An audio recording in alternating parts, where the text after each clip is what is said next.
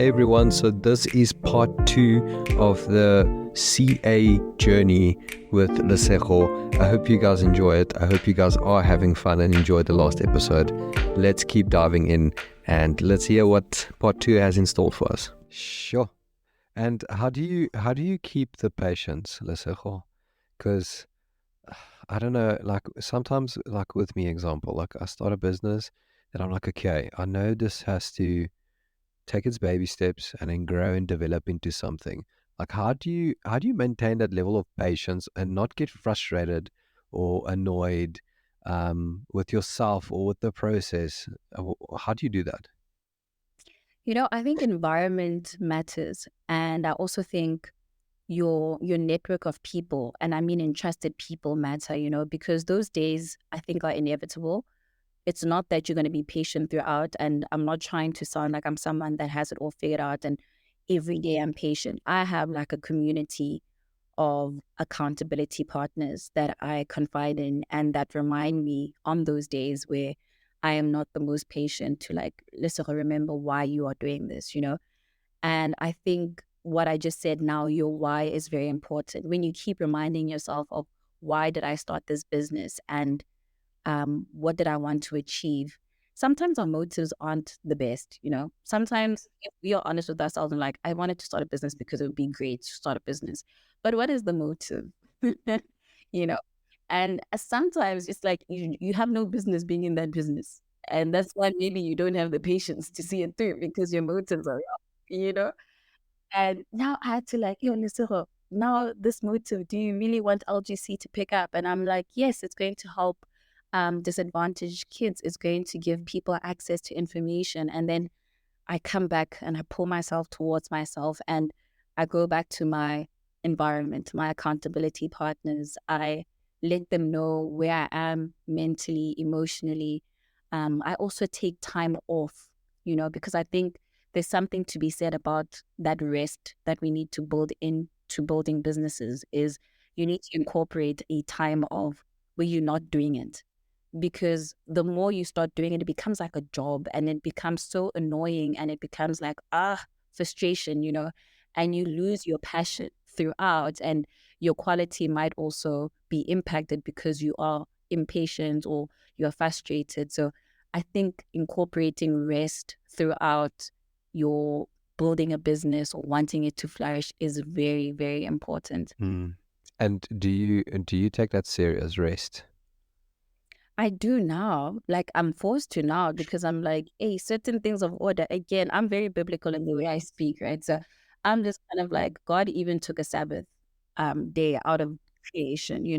Even the Almighty had to incorporate that day of Sabbath. So even for me now, I realized I was trying to, I guess, default that setting or like try to escape it. I was like, I don't need rest. I'm a beast. I did CTA with a baby. No one can tell me anything. I am a conqueror. I'll be quoting the wrong scripture. I am more than a conqueror. God is like, no, I wasn't talking about that. I'll be like, no, I can do this. And then I'm humble because then I burn out. Then I become frustrated. Then I see myself dwindling. Then every time I try to open my laptop, I just feel a sense of anxiety. And I'm like, okay, that's a signal, pay attention, know your triggers, okay? Because sometimes we have triggers and we just don't want to look at them. We just want to ignore them. But when you start losing that sweet taste with your business, you must know maybe it's time for you to rest, not let it go, but just rest. And then Uh, you can revisit it. and with that being said, Lesego, your YouTube channel that you started, right? So recently you took it offline and you started engaging in schools instead of more content on YouTube. But I see that you're still really active. And a thing that I've realized for myself, even starting with this podcast, it was quite scary. Putting content out there, putting yourself out there. How did you deal with that fear? I call it fear of man because that's what I was scared of. But like that fear of your face literally being everywhere. If I search now Lesego, you are gonna pop up. How did you deal with that? To be honest, everybody thinks that I actually started YouTube recently. YouTube for me started in 2022. And I remember at that time, I was so on fire on helping people to pass the second board exam. Because I think what I noticed, even when I was working and even this journey of becoming a CSA, we all go through things, but nobody wants to say anything and nobody wants to have the courage to help. And for me, I was so taken aback because all I wanted when I was with my baby at that time was for somebody to like show me the green flag. Somebody shows me it's going to work out, it ends eventually. That's all I wanted. So I was like, I'm going to be who I wanted to see. So I actually started my YouTube in 2022 after I had passed my APC exam, and I wanted to give people information about, I know this is an 8-hour exam, but it's possible. This is how you can strategize with this 8-hour exam. And so I was getting a bit frustrated because at first, like I said, people go to social media for entertainment and not educational purposes. And remember, when you are becoming more visible, it's not just you becoming visible, you coming against what's the norm, which is entertainment, people wanting to laugh all the time or be entertained. But if you are pushing a podcast and talking about entrepreneurs and business, you are helping someone, and it's only for the small, woke, wise majority, like let me say minority that get it, And so I used to get frustrated because I knew what I was doing was good, but I wasn't getting the level of engagement.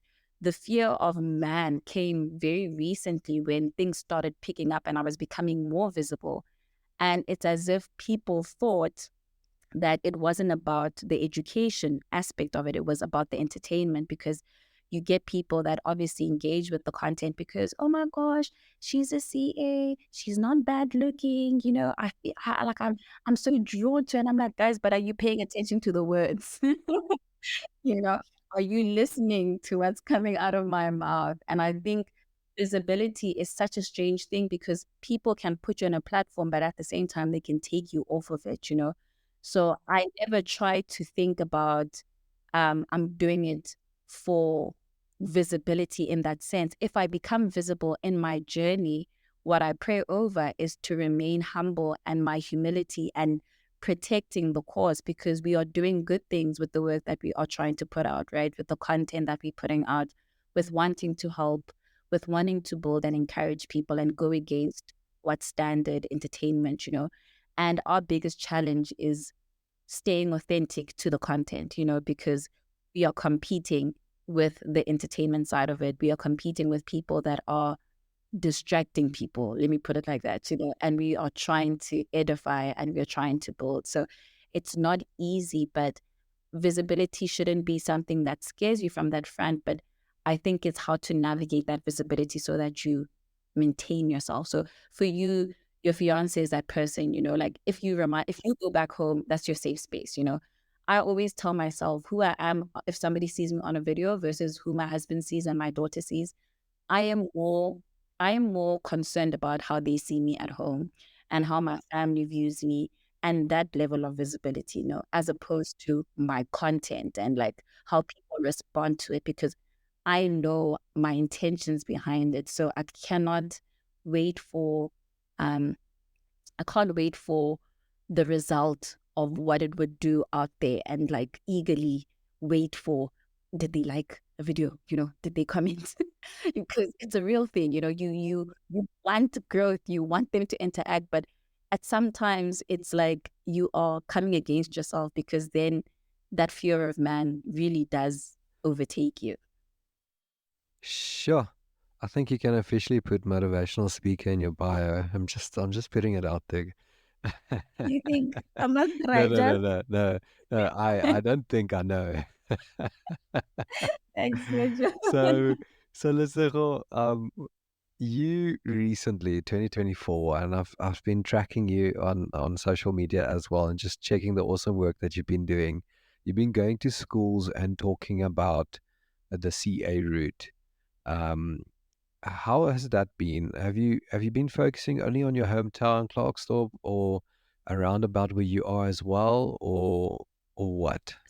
So to be honest, the reason why I started back home is because I always wanted it to come from a place of courage. I didn't actually tell people that I was going to do this. I think people found out after the fact. I was home, I was posting, and people were like, "Oh my gosh, which school are you at?" I'm like, "I'm in my house, sis. I am at home."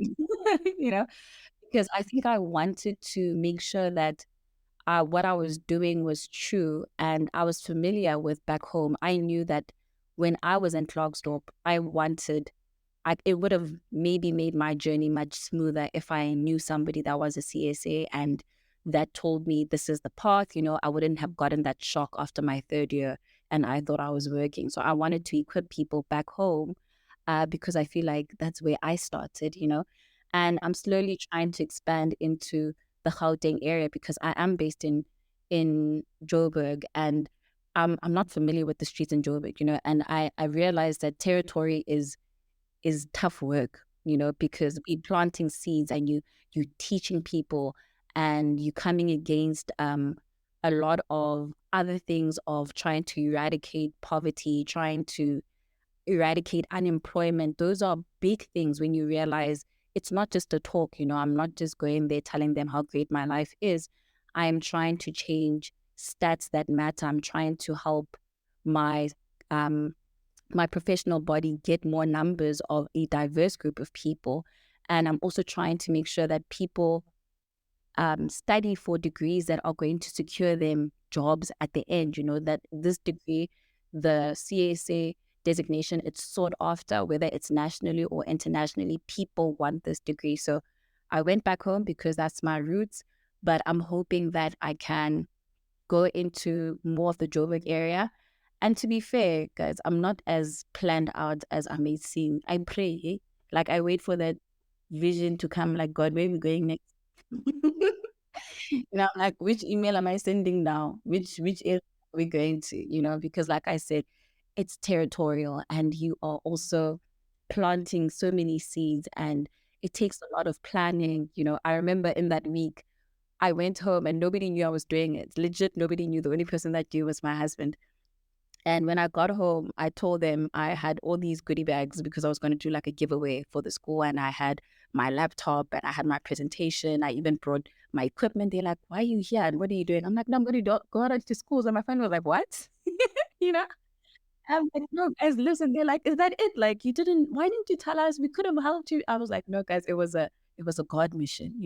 I needed to make sure that no input because everybody wanted to have a suggestion. Maybe you should have gone to this school. Maybe you should have done this. And I love that they were all coming from a good place, but it was already overwhelming because I was there that everybody was like, "No, go to this school. No, try this area. No, get onto this radio station. This is such a good work. Why are you not on the newspaper?" I'm like, relax, relax. I need to start slowly. And so I really hope that I can go further with it. I'm just literally waiting for vision from God. That's amazing. And I think someone that waits upon God always gets rewarded. So yeah, I think it's a beautiful route that you're taking, Lesego. So encouragement, you keep at it, man. And for partnerships, Lesego, you said you have partnered with Psycha as an ambassador. And your involvement with youth initiatives planned for 2024. What is those plans? What is this whole partnership about? It's like a build up. I can't even say much about it. That's all I can say because they're going to officially announce it. But as I think of my engagement and my content, they identified, I think for Psycha, they call it difference makers. And they wanted us to basically be involved in their youth initiatives, which they slowly announcing on their social media. And it is like Youth Month. So I think to anyone that's listening, they need to just pay attention to the Psycho website. I think to also my socials, I will be brewing things in the corner. And that's a fun thing about this governing body is I think to be recognized for things outside my technical work has been so humbling for me, right? Because I think CAs in the true context, I don't want to lie, we sound like boring, smart people that are just in an office somewhere. And that's what I had to be when I became a CSA. I was like, I'm not this person. I genuinely cannot be held like hold myself too seriously. Of course, I hold myself to a high ethical regard. I am brilliant at my job because I'm intentional about being brilliant at my job. But I wanted to at least be recognized for my soft skills and my community work and my ability to like spread a good word out there. So to get a partnership from that light really, really just shine a light on me and validated the path that I was on and just affirmed me that, you know what, this is what the world needs, right? We have enough technical people. Technology is also overtaking us, and we trying to find a way to say, okay, where is the CSA of tomorrow going to fit? If AI is going to be able to do half of the jobs that we're doing because it's able to solve all these problems, where do I fit in as a qualified CSA? What do I have to offer? And what I have to offer is actually my soft skills. It's my ability to communicate, my ability to think critically, to network, to apply myself professionally and give that professional judgment when it's required, because AI is going to produce all these numbers, but can it interpret it? Can it apply it? Can it have the ethics? Can it, have the soft skills? No, it can't, and that's where we come in. And I think I wanted to demystify that idea that you don't have to be the smartest. I'm not like the smartest person you'll ever meet. Trust and believe. I just work hard, I think I'm just diligent.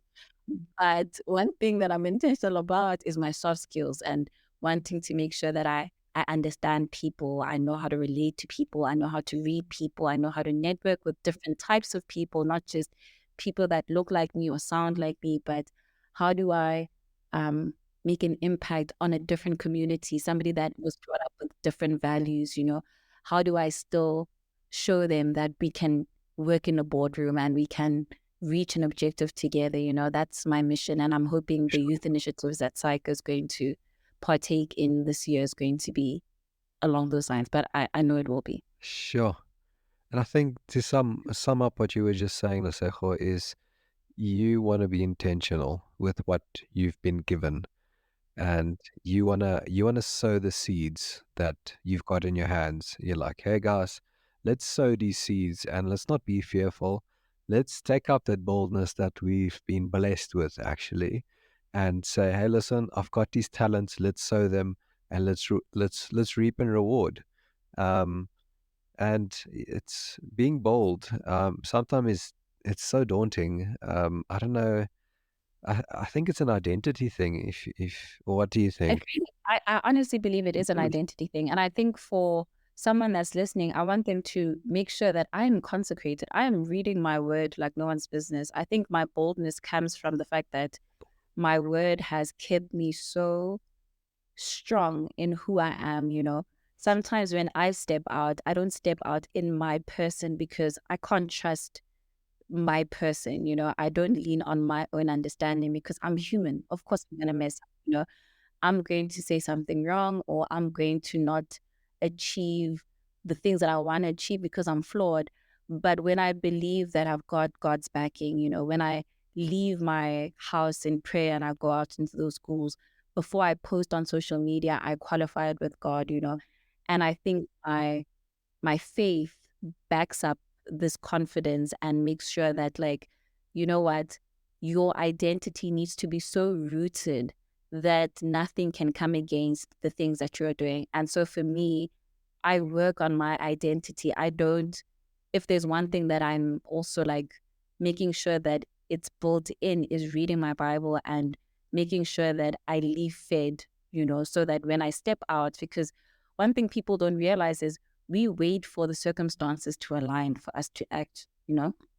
I think I have the ability to be at the right place at the right time because I am believing that all things work for the good of those that love the Lord. And that's why I have so many opportunities. And I think sometimes you must just be at the right place at the right time and be prepared for those times, because not everything is going to align. We are all waiting for the stars to align. For somebody that's like wanting to go into content, to become a podcaster or do a business, you want to make sure that you've got the capital first, you've got the business proposal, you've got the vision, you've got the mission, you've got it registered, the podcast, you've got all the equipment, you've got the LED Yeah, lights, you've got everything, and all the paid yeah, subscriptions.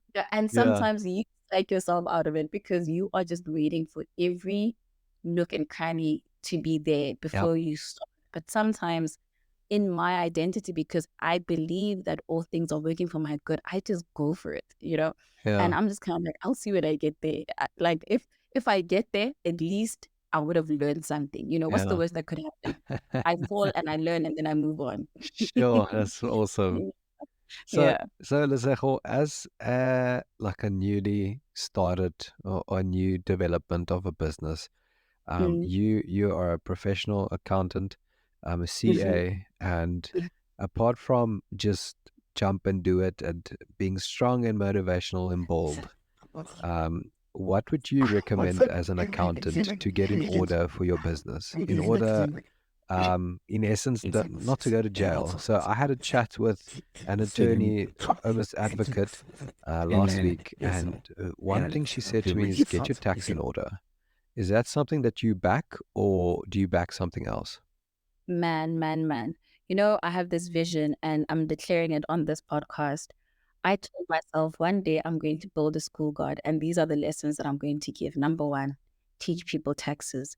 Number two, teach people money management. Number three, teach people the importance of good health and going to the gym. Those are the things that are going to be in my curriculum, you know? Because I'm like, because why does nobody ever tell us about the tax man? You have like a rude awakening, number one, when you're an adult and you get that first pay slip and you're like, yo, guys, tax is not playing games. And we have one of the best tax laws in the world. Like SARS is not here to play. And the more you understand taxes, I think the better it is for your business because that is something that is unavoidable. And a lot of people that are CSAs, I'm not officially a tax practitioner, but if you're a CSA, you can also become a tax practitioner where you are giving tax advice and you are helping people with their taxes. And there's tax avoidance and tax evasion. Tax evasion is the bad one. Tax avoidance is the one where you know how to manage your taxes and you know how to claim certain deductions in your company and you really understand that. And it's not as easy as it sounds. That's why you have people that specialize in that department. But if you are starting a business, that is a very important thing that you need to consider, is your taxes. And just understanding your industry, I think is such a big thing. I think a lot of businesses, when they do come in, you lead with your vision and your business proposal. And you don't do enough industry research to see whether the business that I'm building, can it sustain? Do I understand my competitors? I think they teach this to us. I think even in high school, like do a SWOT analysis, because that SWOT analysis and that PESTEL analysis. So SWOT is like you look at your strengths, your weaknesses, your opportunities, and your threats. PESTEL, you look at political, economic, social, technological, environmental, and legal. You literally do a full-on industry analysis just to make sure that will you be able to be sustainable? Because like I said, every company, you want to be a going concern. You want to exist into perpetuity. You just want to be there. You want to lay a seed and have a legacy.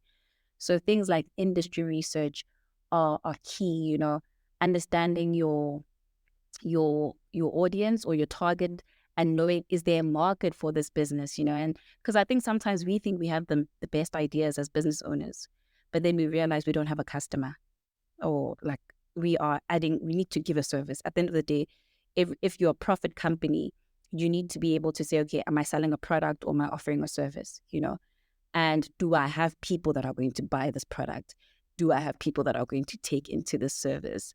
And it seems like small, small things, but it really isn't, because I think you discover that as an entrepreneur after you realize, oh, I had this great idea, but why am I not seeing the fruits of it? Maybe because you don't understand your taxes or your industry or things like that. So it's a challenge, but yeah, man, taxes are not here to play and they're here to stay. Sure. Okay. So, so in essence, you're saying we should focus on our tax, and if we don't know Listen, about you tax, understand if you could do a tax course, if you don't have the diligence to do a tax course, save up money for a tax a, practitioner to a, help you or in your business. you know someone really cool like Lesego, and Look, you, let me qualify. I am not a tax practitioner. but you know the ups and downs though. I know, So I know the ups and downs. I know, sometimes taxes were so crazy because I think a lot of people enjoyed it in varsity. That's one of the subjects that really people um, learn and get a sense of true, oh my gosh, I can't believe this is so great, because you realize that it's so practical, Like SARS was written for the practical person. It's as if SARS went through all the businesses and businesses tried to do the shadiest things. And SARS, if it wasn't a legislation, it's a case law, and they found a way around it, you know? And that's what I'm saying. We have like some of the best tax laws in the world. And I really think that if you don't know how to manage your taxes or know how you can claim your deductions and how you can better structure your company, you're not going to be as fruitful as you would like to be, especially if you're a profit company. I mean, it's different if you're an NPO, you're just a public benefit company. But if you are really in the business of my margins, those are things that you need to understand. yeah, Yeah. sure. Yeah. I'm really taken back by all the wisdom here today, so thank you, Lesego. I'm literally just like, when you just don't have anything more to say, and just like I've absorbed so much wisdom now that I can just go sleep. I can just go be at peace and just And you must use it, Sergio. You and must use it. no, And when you're 100%. So when I'm editing this, and I'm excited for people to hear this podcast, I'm gonna be like, sure, I'm gonna be taking notes again, and just make sure that my notes line up with everything. So yeah, I'm glad.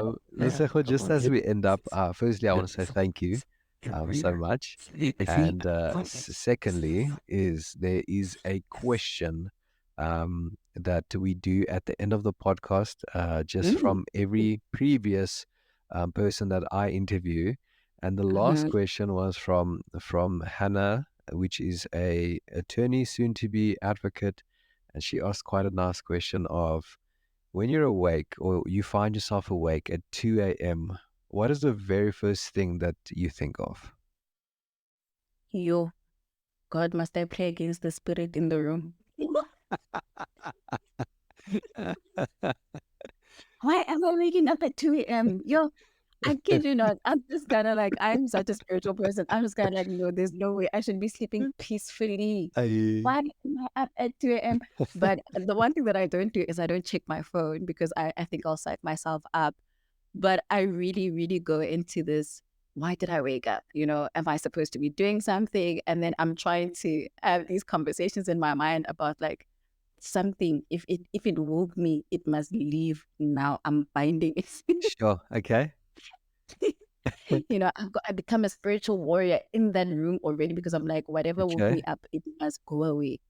But I don't think of any pictures because I've done this thing and I've done it for a couple of years now where before I go to bed, I put my phone on complete silence and I don't look at my phone 30 minutes before I go to bed because I don't want the influence of the phone just like getting to sleep. yeah, okay. So I know when I wake up, it can be good. It can never be good. I'm just kind of like, I'm gonna go I to bed didn't now. stimulate. I did not stimulate my brain. So why am I waking up?